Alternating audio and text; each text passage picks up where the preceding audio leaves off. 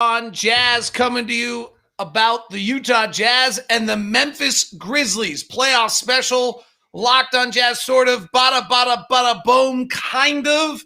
Not really a full Locked on Jazz. It is brought to you by our good friends at Murdoch Hyundai and Murdoch Chevy, as well as our good friends at Built Bar. Special edition Saturday. We now know our opponent. It's the Memphis Grizzlies. The Jazz will be playing the Grizzlies, and we'll break it down for you here. We'll take your questions as we are live on Instagram. We are also live on Facebook. The the Heat and the Bucks are still going on over here. So if you see me peek over in this direction, that's what's going on there. But we're going to break this one down for you. Take your questions. We'll go for a little while, but a special edition for you that hopefully you get a chance before the game. So the Jazz play the Grizzlies. This is good news. It's the best player on the floor last night was Steph Curry offensively, and the best player on the floor defensively is Draymond Green, and they have that playoff experience, but give the Grizzlies just a world of credit. Ja Morant was amazing, but I generally would say that this is a pretty darn good scenario for the Jazz. The other reason I think this is a really good scenario for the Jazz is it allows the Jazz to do what they do. The Jazz are one of the best pick-and-roll teams in the league offensively and defensively, and Golden State doesn't play a lot of pick and roll offensively, and they certainly Duncan Robinson. And they don't really allow you to get a lot of the Williams Purple Cow. My son's going there next year. Anyway, and the Grizzlies let us get into our pick and roll game. Now they're going to do some things differently. They changed the way they defended a great deal in the 3 games. We'll walk through that. I've got some interesting notes on what worked and what didn't. We beat them 3 games in a span of 4. Donovan didn't play one of them. Mike didn't play one of them. We were able to win all 3. But generally, I think also the experience advantage is now on the Jazz. So with no disrespect to what Memphis did this year, I think Taylor Jenkins should be talked about as coach of the year with their injuries and what they are. And frankly, one thing I've really been thinking about all day as I've been preparing, you look at the Memphis Grizzlies and you look at the New Orleans Pelicans.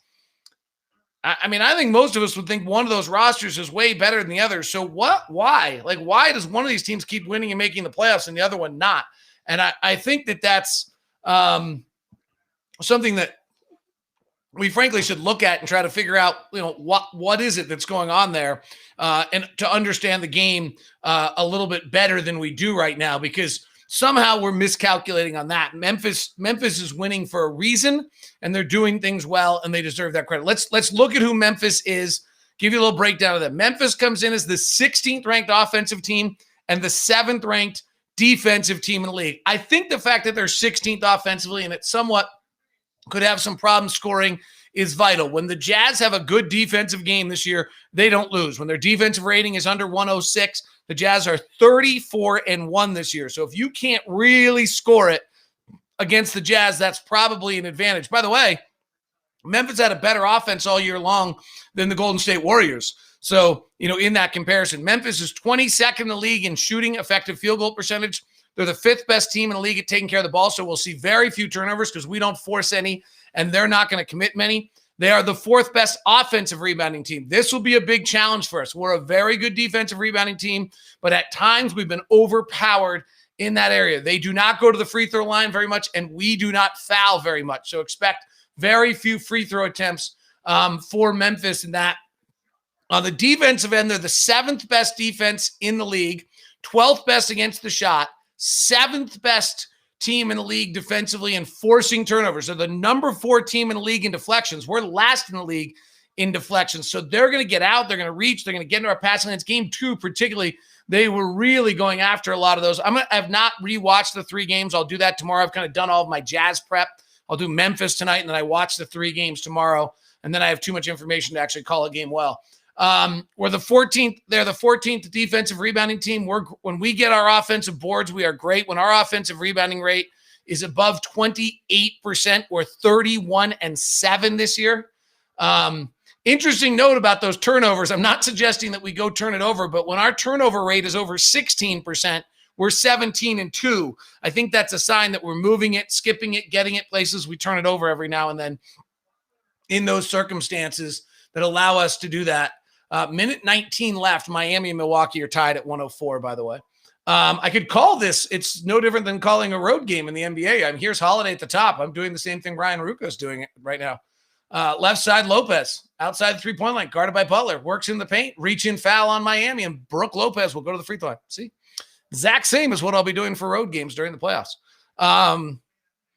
This is not a Seattle Supersonics hat. Somebody asked. The colors are a tribute to the Seattle Supersonics of Locked On.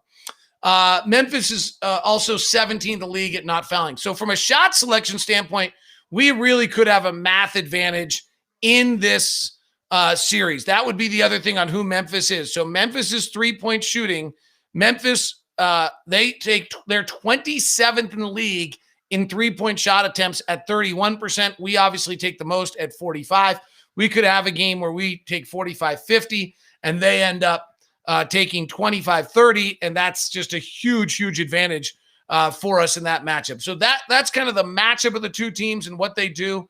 From a shot distribution standpoint, there's a few other notes. You know, we're the only team in the league that is in the top 5 in defensive, not allowing shots to the rim and not allowing shots at three. And so the last time we played them, in the 3 games we played them, we forced the second most amount of paint non-restricted areas, and they just took a ton.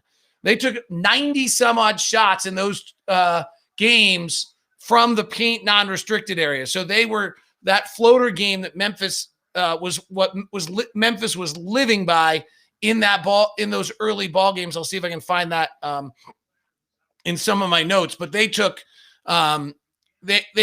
they like lived on that in that area. I think I left it for my Grizzlies notes, which I haven't finished up yet, but they took over 30 shots in the paint non-restricted area in each of those first ball games. Here's the actual opponent area shooting spreadsheet.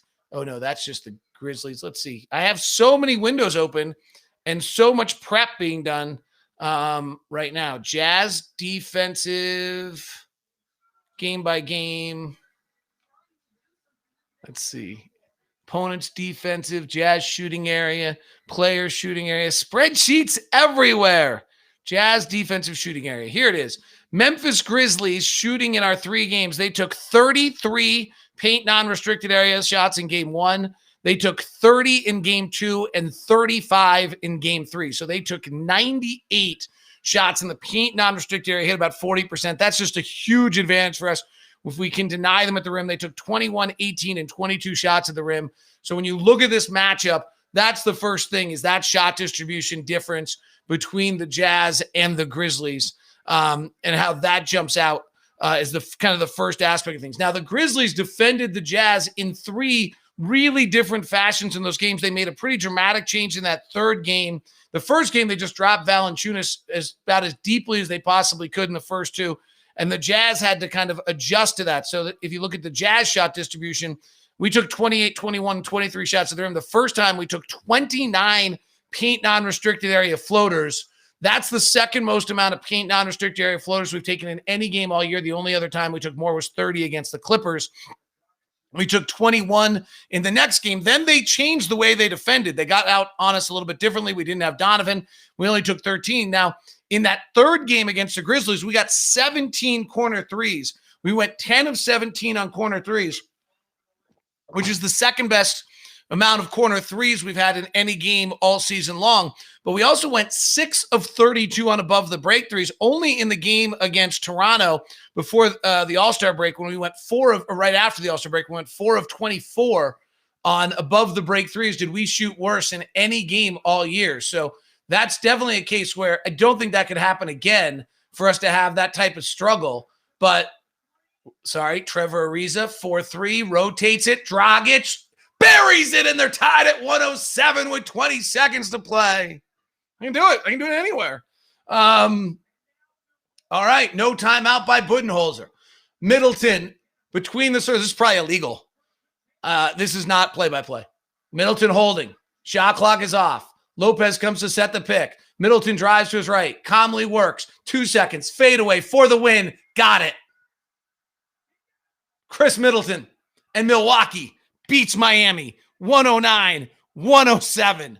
Pow. It's not any different than what we do anymore. Where was I? So it's going to be really interesting to watch how they defend us and what they choose to do Let's dig into some of the other kind of prep notes I have on this one specific to this matchup. So Donovan in the first 2 games against them throttled him. And in the third game, Donovan didn't play. So that's going to be super interesting to see because specifically in these games, both the big guys had a lot of impact. Gobert was the defensive, ran 90 screens with the Jazz with Valanciunas defending, and the Jazz only averaged 0.89 points on those screens. The Jazz destroyed Brandon Clark along the way. They got after Kyle Anderson on some mismatches. They're not going to see Brandon Clark. They actually beat up Xavier Tillman a little bit along the way. The other one that's really interesting is that not obviously Gobert, when Jonas and Gobert matched up against each other the most of any 2 players for Gobert all year. Gobert guarded Jonas more than any other player in the league. And Jonas, they ran 76 screens with Valanciunas. They only averaged 0.8 points on those screens. Gobert's defense was amazing. What they did do is they were able to go after Bojan a little bit. They got some matches. Kyle Anderson was able to go at Bojan and have some success in that regard. So if we look at Memphis's offense, I don't have this perfectly organized right now, kind of all over the map, sorry. Some of the things will be really interesting here with Memphis's offense is Morant going up against both Favors and Gobert did not have a lot of success. Morant has success when they brought Bojan to him. 1.4 points per screen against Bojan, but he only averaged 0.92 or 0.94 against Gobert when they were the big involved. Head-to-head defensive matchups against Morant, actually Royce O'Neal really struggled guarding Morant. He went 10 of 16 of the 6 misses, 5 of them were 3-pointers. He went 10 of 17 or 10 of 11 at the free throw line. He had 8 assists. They scored 32 points in 63 possessions. Mike Conley, on the other hand, may be able to match quickness with him. Morant went just 2 of 7, had 5 points in 36 possessions. So that's it. Morant went 2 of 3 on Donovan, and then the switch to Bojan. He went 4 for 5. He had 9 points in 8 positions and didn't seem really bothered by Gobert, 5 of 9. The flip side, he was bothered by Favors, went just 1 of 7. So worth keeping an eye on that. The post-up game of Valanciunas, when Gobert was his closest defender, Valanciunas just shot just 13 of 30 against Gobert in the 3 games. This year, he had 11 post-ups for just 0.73 points per possession. So that was not something that's very successful for them against the Jazz. On the other side of it, the pick-and-roll game, Donovan had great success going at certain matchups. It really did not seem to be bothered at all by Valanciunas. We'll see if they change the way they defended. Donovan really had great success. As I said, they kind of torched Brandon Clark, but he's not been playing much. Joe Ingles struggled statistically against them in their matchups. In this matchup against Valanciunas, he had some hard times. Conley was only okay in those matchups, and the Jazz had to exploit some other things. What's also interesting is Dylan Brooks, who was so brilliant the other day, did not have a very good defensive matchups against the Jazz. Donovan went 7 of 9 shooting against Brooks. Conley went 4 of 4 against Brooks. Clarkson went 2 of 6, and Bojan went 3 for 4 on switches there. So that'll be interesting. The one thing that jumped out to me in prepping is the Jazz seem to have some success on small pick and rolls and what they're doing, but I don't know why I haven't gone to watch those games a great deal yet. So when we start to watch this game and look for some things in this, a lot of my notes right now have been about kind of primarily Jazz related, but here's the one. In the offense for the Jazz, game 1, they had a 118 offensive rating. Game 2, they had a 114 offensive rating. In game 3, it slipped to 107. Now, that was without Donovan, and Donovan was the primary source of the offense of the first 2 games. But, did they change the way they defended in game 3? And is that going to be a way in which they defend for the rest of for this playoff series? They really had a very divergent in that third game against the Jazz defensive plan. The Jazz defense, a 114 on game 1, really stymied Ja Morant in the second game, held him down to 100 and a 107 in game 3. Jazz will win most of the time. They do that. So that first game, the Jazz had their second fewest 3 attempts they've had all year. They only took 34% of their shots as threes.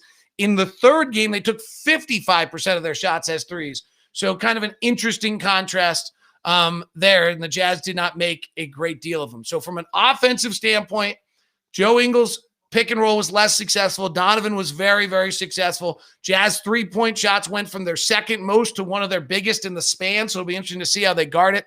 They forced the Jazz in that first game into a tremendous amount of little floaters that they're just bad shots for the Jazz to take. It's not who we are. 29, went 7 of 29 on those, took 8 long twos, which is an awful lot for us. By the third matchup, we ended up taking 49 threes, even though I think they really kind of went to take away the three. So it'll be interesting to see how they play that. The Jazz should be able to get their pick and roll game going and find the matchups. I mean, we've talked about this a lot. You all probably know this if you're tuning in this show. Is the Jazz, the uniqueness of the Jazz is the fact that, on a course of a night, Donovan over the years run about 5% of our pick and rolls. Ingles has run about 25% of our pick and rolls, and Conley's run about 25% of our pick and rolls. Conley's a little better than the others, but it just kind of, Conley and Gobert run them all are our best combination, but not by a massive amount. Ingles is going to run some with Favors and some with Gobert. Mitchell's going to split between the two, and Conley's going to run all of his with Gobert. Defensively, the Jazz, when they have Mike and Rudy together, are absolutely fabulous. And so you're going to watch, and Royce and Gobert together, you're going to watch Memphis now going to Memphis's offense. You're going to watch Memphis do everything they can to try to avoid having Rudy Gobert involved in those pick and rolls. So they'll run Kyle Anderson off the picks and try to get Boyan into those and try to do some of those kind of things and see how the Jazz can match that. Memphis wants to run. They play the third most in transition. If we can keep them in the half court, they're not a great half court offensive team. In fact, if we look at their strengths, it's to get out, it's to run. They, as I said, in the half court, they run their half court possessions. They run the fewest half court possessions of any team in the NBA, and they're 26th in the league offensively in the half court. So anytime we can keep them, out of running will be a massive advantage to the Jazz. So to some extent, if we score, then we'll be able to defend over the year. All right, that's kind of what I have for you. Let's get some of your questions coming in from Trevor on Instagram. Do you think the Jazz will use this series to ease Donovan back into things? Or will they hit the ground running? They will hit the ground running. Memphis can beat them in this series. There will be no fiddling around like that. The Jazz understand what Memphis is capable of doing, and you start slipping 1 or 2 games in a series, and you're in trouble. And frankly, the Jazz have not won a playoff series since they beat Oklahoma City. Like, this team needs to win a playoff series and gain that confidence. Do you think do the Jazz live with Valanciunas shooting threes? Probably. If Valanciunas beats you from outside, you probably have to deal with it. Are Jazz fans pretty big Mavs fans this week too? I think the Clippers are a better team than Dallas, but quite frankly, whoever wins that series is going to be the better team. So you're going to face someone that's good. Luka's unguardable. We don't have any chance on guarding Luka. So I can't imagine we would think if Luka is able to will Dallas to win over a more talented Clippers team, I can't imagine we would be able to do that. All right, let's get to some of the questions that have come in. Oh, I forgot to put my graphics up and all that kind of fun stuff on the live stream show. Now they're up. All right, let's go to some of the chat questions. Love the ensemble. The hat and shirt go together. It's the Locked On hat I'm wearing. I mean, I've just been working all day, and I got the Jazz Mountain purple on. What everyone wants to know, what's the latest with Donovan? I don't know anything more than you guys know on Donovan, frankly. We're not allowed into practice this year the way we usually are, nor would I, if I was in practice, would I be able to tell you much, but he's been going through practice. He's told that in his media session and talked about that. So I think, he'll be able to do that. How will Rudy excel? I think Rudy will excel by bending the shot chart. Again, we've just been talking about that a little bit. The fact is that Rudy, by forcing them into those floaters, keeping them off the rim, doing what we do best, that'll be the answer. And then, last night, Golden State got in trouble early in that game because they didn't want to switch because Valanciunas' post-up game was so potent that if they switched, then they ended up feeling that Valanciunas would beat them deep in the post. We don't have that problem. We're not going to switch. We don't switch a lot. We're going to play it to Rudy. And so, therefore, you don't have that same problem. But Golden State fell behind in that game because they didn't play their regular switching defense along the way. And that hurt them. Why are Jazz tickets so outrageously expensive? The Jazz are being super greedy. Well, are the Jazz being super? Well, first of all, the reason the Jazz tickets are so expensive is because there's not as many tickets as usual. So this would be what would happen if we ever went to a 13,000 seat stadium. I also have a hard time I understand that you would like to go. I have a hard time telling a organization that's not been able to bring in revenue all year long that they're being super greedy by trying to bring in revenue when they're paying the luxury tax. So I think I would, I'm going to stop on that. Will we ever get Locked On merch? I don't. Right now, it's only for the hosts, so I don't know. Also, by the way, I mean, there's just supply and demand on tickets. That seems to be really logical. Brooks is very good defensively, but we have more guys than they can score than the Warriors. Yeah, no, I mean, I think the big thing about that's unique to the Jazz is you have 5 different shooters, 6 different shooters. Here's our catch and shoot numbers for the season. Boyan 39%, Clarkson 37, Yang 44, O'Neal 39, Ingles 49, Mitchell 43, Conley 41. Interesting note, Clarkson post All-Star break is 40% on catch and shoot. Now, post All-Star break, he's also 28% on off the bounce threes. So hopefully he kind of goes back into his regular mold. The really exciting one is post All-Star break, Donovan Mitchell 39% on off the bounce threes, Joe Ingles 40% off the bounce threes, Mike Conley 42. If those 3 guys hit off the bounce threes so you go under and they bury you, that is something else. I think I have a number. I have a number for everything right now. So if you're actually interested, I have my sheet. So what I do, if you're curious, is I just prep endlessly on this one sheet. I can't share a screen like a Zoom. But I do. So I have that. And then what I will do is I will reduce this down to 3 or 4 notes per player that I actually think are worthwhile. Mike Conley this year was in the 94th percentile on off the bounce dribbles. When I have a note somewhere, when someone goes under on him in the pick and roll, he's unbelievable. 70% effective field goal percentage when someone goes under. If Mike Conley and Joe Ingles and Donovan Mitchell can hit off the bounce threes in the playoffs, we win. We win the whole thing. We become unstoppable offensively, and our defense is good enough. So I think that's huge. I feel there are going to be a lot of long series in the first round, except us. I mean, I preached that the one seed mattered because, I mean, Memphis has got to be on empty right now. If you can go grab game 1 and game 2 because Memphis was tired. Now they get till Wednesday to rest, but that's still a big deal. And then if you can go get, 1 because of rest, 2 because you just beat them at home, and then go get 1 down there. They've had a successful season. You're up 3-1. You close this thing out in 5 while Dallas and the Clippers go beat the hell out of each other. That'd be great. Yes, the Locked On colors are a tribute to the Sonics. How great is it that Jaron Jackson is going to the Hall of Fame, says Philip, who's in Australia. Not about anything about the series, but the best because I love Lozzie. Eugene says Jazz in 6, and Jazz fans are probably mad at him that he said the Jazz in 6. Good day. I told everyone that Memphis would win by 4+. Well, good. Cody Strickland, if you need betting advice, talk to Cody. How has Gobert versus Valanciunas gone this year? Gobert's been very good against Valanciunas. I think I mentioned it earlier. You might not have heard it. In the specific matchups, as I run down my notes, Jonas is shooting 13 of 30, a little under 50% when guarded by Gobert. And on post-ups, he's only averaging 0.73 points per post-up. So that's really not an option for them. They don't do a great deal of that along the way. Nathan says, what should we watch for top minutes in our guys? I would suspect, it gets interesting here because I'm certain you're going to extend out a little bit with Rudy, but Faves is important, and Niang's been great, averaging 12 points as a starter. And so, you probably want to stretch out, but Donovan, you're not going to go suddenly play him 38 right now. He's going to lack some conditioning, as Quinn said today in the media session. You're not going from 0 to 100.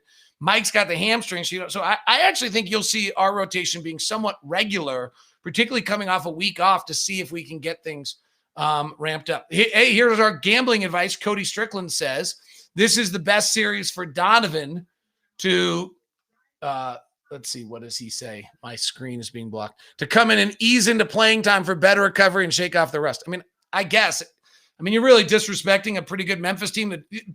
Here's the thing about these games. So Memphis is the 8th best team in the playoffs in the West. We're the best. That's what you get for being the 1 seed. And Memphis was better than Golden State last night. And that's why they're playing. It's a little bit like Dallas. Who are we rooting for, Dallas or Clippers? Like, the better team's going to win by the time a 7-game series is over. I do think the Golden State looked dead tired from their matchup the other day. So I think that's the whole thing. Carson says that Ersan Ilyasova will win us a playoff number. Any number on info at Dylan Brooks guarding Durant, Donovan? Yeah, Brooks is 7. Donovan went 7 for 9, 4 of 5 from 3, 6 of 6 from the line, and had 4 assists. He was not bothered by Brooks. In fact, Grayson Allen did the best job of anybody on Donovan in the 2 games he played. How does Jaron Jackson fit into this series? Is he a bad matchup for Bogey? I think he fits in the series in this way. He's a secondary rim defender, and some of the Jazz players really exploited Donovan, really exploited Valanciunas. Well, interesting to see what they do, because they now have a secondary rim defender that makes them a better defensive team than they've been otherwise. Now, Jaron Jackson as a center has not been very successful, and so if you want to spread them out, Xavier Tillman is who Taylor Jenkins went to in the 4th quarter last night instead of that. So I think, when you see that tells you a little bit that they don't really think that those backup center minutes to Jaron Jackson are the best. Jackson, plays the 4, shoots it outside. He doesn't seem to be kind of on his game, or the injuries have derailed his development a little bit, but it does give them a secondary rim defender, makes them even longer. And I think Bogey driving to the basket and some of that stuff. The bigger problem Bogey's going to have in driving the basket is that they are just reach and grab and do all sorts of things like that. And they 4th in league in deflections. They're going to have to take care of the ball. And if we turn it over, they get out and run. That's what they need to do. They've got to stay out of the half court.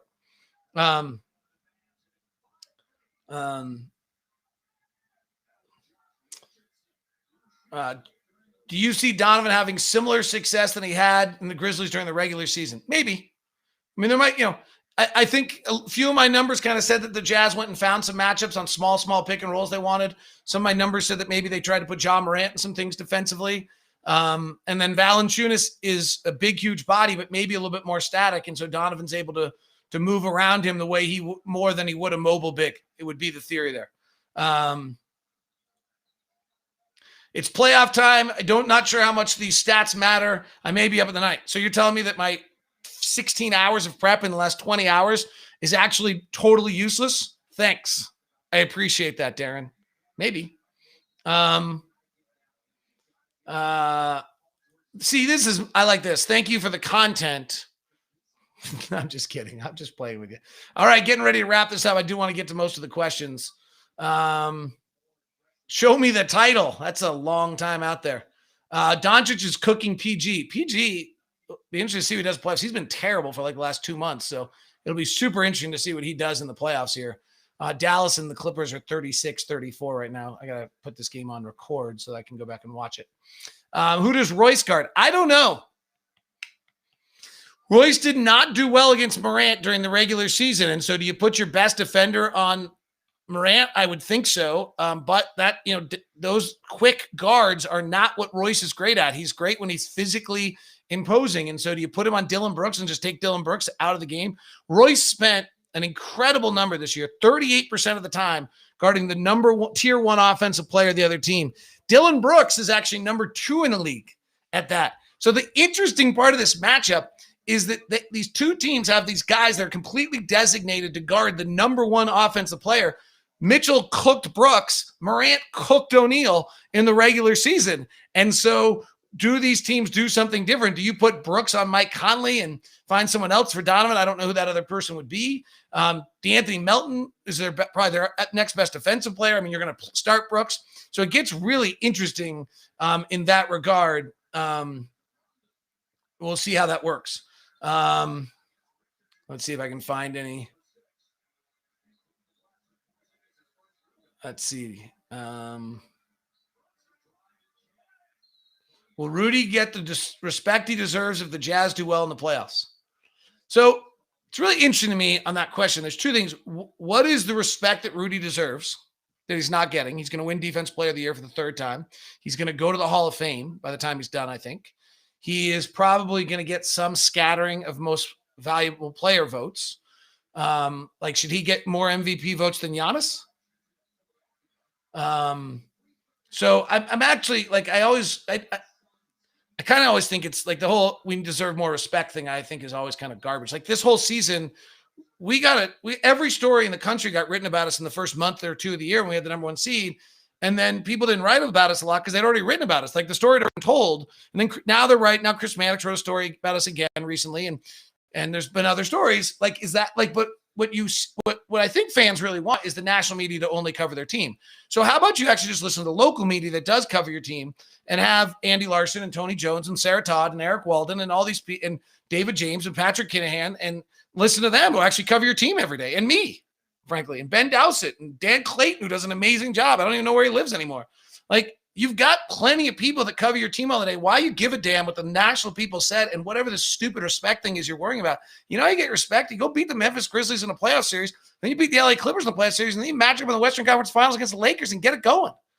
But I don't get the respect thing everyone's looking for. We have the best record in the league. We got the 1 seed. Let's go, baby. Let's just go win and worry about ourselves. See ya. Woo! Playoffs. Ready. See ya.